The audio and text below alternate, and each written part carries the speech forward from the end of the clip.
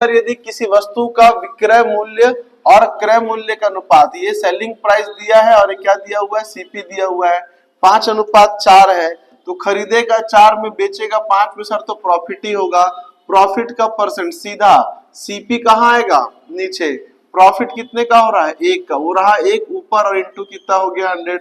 4 से काटेंगे कितने बार में, 25 बार में, कितना आया 25%। ऑप्शन नंबर क्या हो गया, बी हो गया।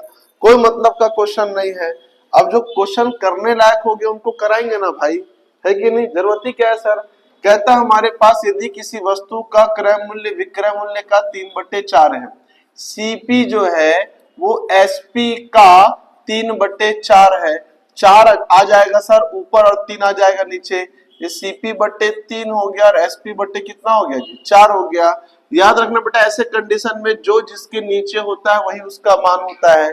3 में खरीदा है, 4 में बेचा है, सर कहता हमारे पास कि प्रॉफिट कितना होगा, तो प्रॉफिट का परसेंटेज नीचे सीपी 3 आएगा, डिफरेंस 1 का है, इंटू हो जाएगा 100, तो इससे काटेंगे तो कितना आएगा बेटा 33 सही 1/3%। ऑप्शन नंबर क्या हो जाएगा, सी हो जाना है। बात समझ में आ रही है।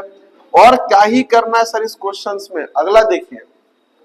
यकीन मानो अगर बच्चा अंडरस्टेबल हो ना, प्रॉफिट लॉस के चैप्टर को 2 से 3 घंटा यहीं पे खड़े हो जाओ और कम से कम 100 क्वेश्चन क्या करे आदमी, निपटा दे, कोई फर्क ही ना पड़े उसको।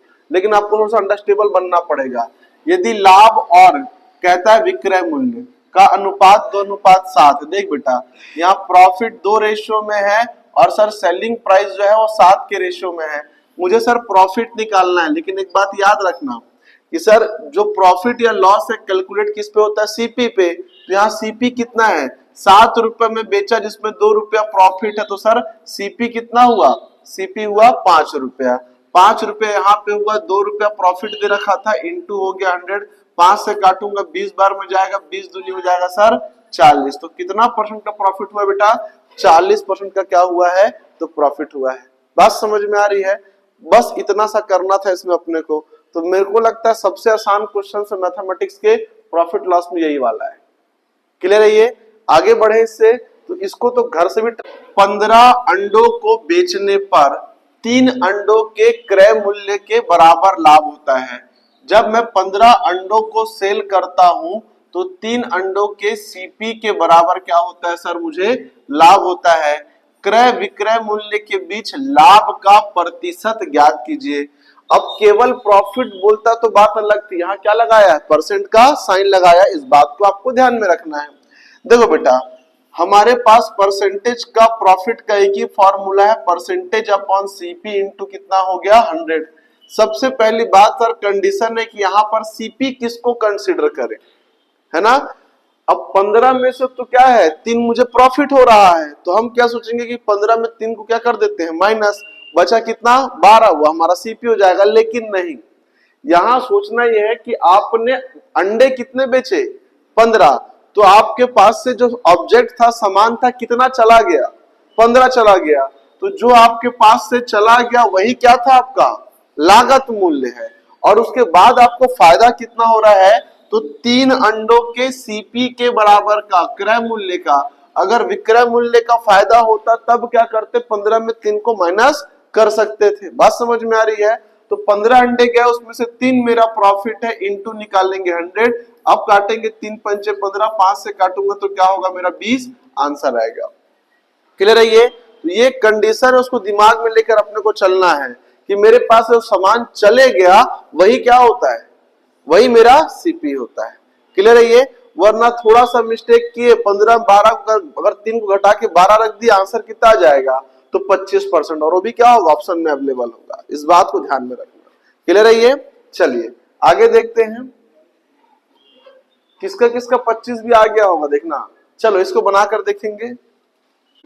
देखिए यहां पर कहानी क्या है कि सर हमारे पास क्या हो रहा है, 24 संतरे बेचने पर मुझे 4 संतरों के क्रय मूल्य के बराबर क्या हो रही है, हानि हो रही है।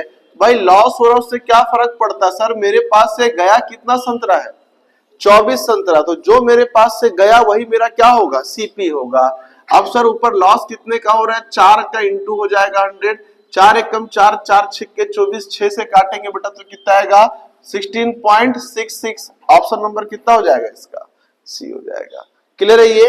तो ये हमारे पास कंडीशंस है, समझ में आ रहा है? याद रखना सर, जो आपके पास से चला गया वही आपका सीपी बनता है। चलिए इसको बनाकर देखेंगे, लेकिन यहाँ पर देखो थोड़ा सा ट्विस्ट है क्वेश्चन में। चलो बनाओ। फिर क्या हुआ था कि एक व्यक्ति 33 वस्तुएं बेचकर, तो उसके पास से चला कितना गया? 33। 11 वस्तुओं के क्रय मूल्य के बराबर उसे लाभ और हानि हो रही थी। यहाँ पर कितना हो रहा है? 11 वस्तुओं के विक्रय मूल्य के बराबर क्या हो रहा है? उसे लाभ। मतलब अगर 1 रुपए का एक सामान बेचा होगा तो 33 सामान कितने का बेचा? 33 रुपए का बेच दिया।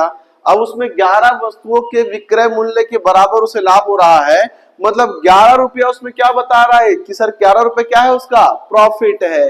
तो 33 में अगर 11 रुपया प्रॉफिट है तो सीपी कितना हुआ? 22 रुपए हुआ। तो जब प्रॉफिट सर अगर सेलिंग प्राइस के बराबर हो जाता है तब क्या करोगे? प्रॉफिट को माइनस करेंगे सेलिंग प्राइस से और सीपी निकल जाएगा। लेकिन अगर बेटा वो सीपी के बराबर प्रॉफिट हुआ तो फिर उसको माइनस करने की आवश्यकता नहीं होती है। बात समझ में आ रही है? ये बेसिक सा अंतर है। तो सर ये दोनों में अंतर समझ के चलना, क्योंकि अब मैंने 33 सामान बेचे जिसमें से 11 संख्याएं क्या हो रही थी? वो तो मुझे प्रॉफिट हो रहा है ना। ऊपर कितना प्रॉफिट हो रहा है? 11 का, इंटू कितना होगा? 100।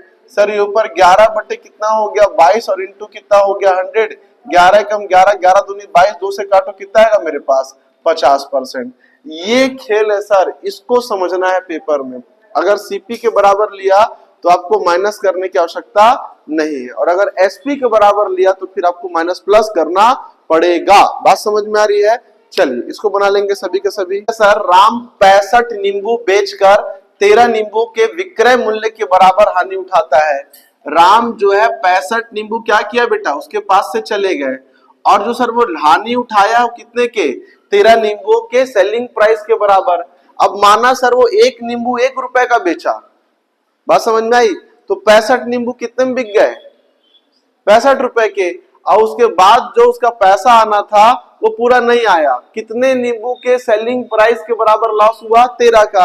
एक नींबू कितने का था? 1 का। 13 नींबू कितने का होगा? 13 का। मतलब 65 रुपया आया, 13 रुपया और आना चाहिए था।